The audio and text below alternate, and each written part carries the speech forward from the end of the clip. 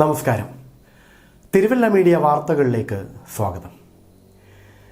ഇരവിപേരൂരിലെ റോഡിലെ കുഴിയിൽ വീണ യുവാവിന് ദാരുണ അന്ത്യം. ഇന്ന് രാവിലെ 10 മണിയോടെയായിരുന്നു അപകടം സംഭവിച്ചത്. തിരുവല്ലയിൽ നിന്ന് കോഴഞ്ചേരിയിലേക്ക് ബൈക്കിൽ പോവുകയായിരുന്ന യുവാവാണ് മരണമടഞ്ഞത്. റോഡിലെ കുഴിയിൽ വീണ് വാഹനത്തിൻ്റെ നിയന്ത്രണം നഷ്ടമായി യുവാവ് റോഡിലേക്ക് തെറിച്ചു വീഴുകയായിരുന്നു. പിറകെ വന്ന ടിപ്പർ തൽക്ഷണം യുവാവിൻ്റെ ശരീരത്തിലൂടെ കയറിയിറങ്ങുകയും മരണം സംഭവിക്കുകയുമായിരുന്നു.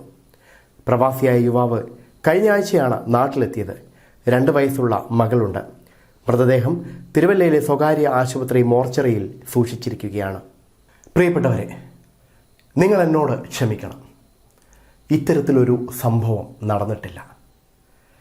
ഇങ്ങനെയൊരു സംഭവം ഉണ്ടായാലേ ഇരവിപേരൂരിലെ ഈ കുഴികൾ ഈ അധികാരികൾ നികത്തത്തുള്ളൂ. എത്ര മാധ്യമങ്ങളിൽ ഇത് വാർത്തയായിട്ട് വന്നു. ഓൺലൈൻ ചാനലുകൾ, രാഷ്ട്രീയ പ്രവർത്തകർ, എത്ര ആളുകളാണ് ഈ കുഴികൾക്കെതിരെ പ്രതികരിച്ചത്. പക്ഷേ ഈ അധികാരവർഗം എന്തിനിരിക്കുകയാണ്? പറഞ്ഞിട്ടും നാണവും മാനവും ലജ്ജയും ഇല്ലാത്ത കുറെ അവന്മാര്.